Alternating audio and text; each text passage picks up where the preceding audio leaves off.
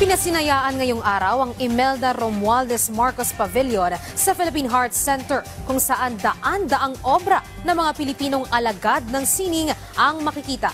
Yan ang ulat ni Bernard Ferrer.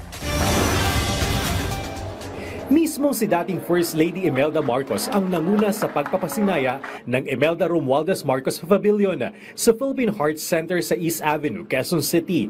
Bahagi ito ng pagkilala sa mahalagang ambag ng dating unang ginang sa pagkatatag ng naturang pagamutan.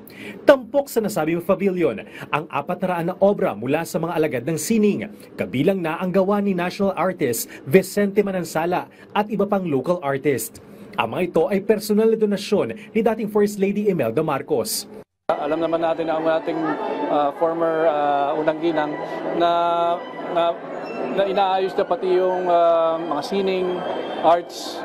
So parang display ng mga artworks natin kasi dito sa ating Heart Center, ito siguro ang pinakamalaking koleksyon ng mga paintings ng mga national artists. Ipinakita rin sa publiko ang isang obra maestra na sumasalamin sa misyon ng Philippine Heart Center na maghatid ng dekalidad, makabago at abot-kayang serbisyong medikal para sa mga Pilipinong may suliranin sa puso.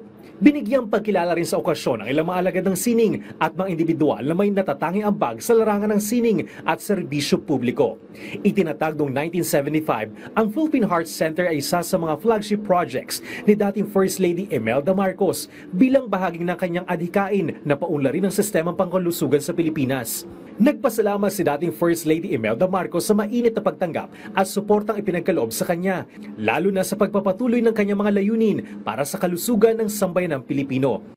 Sa inyong pagmamahal, yan ay walang hanggang at walang katapusan ang pagpapasalamat, hindi lang ng mga tao, ang mga tao.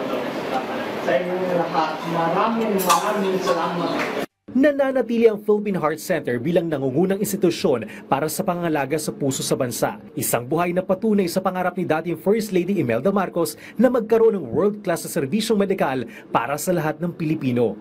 Bernard Ferrer para sa Pambansang TV sa Bagong Pilipinas.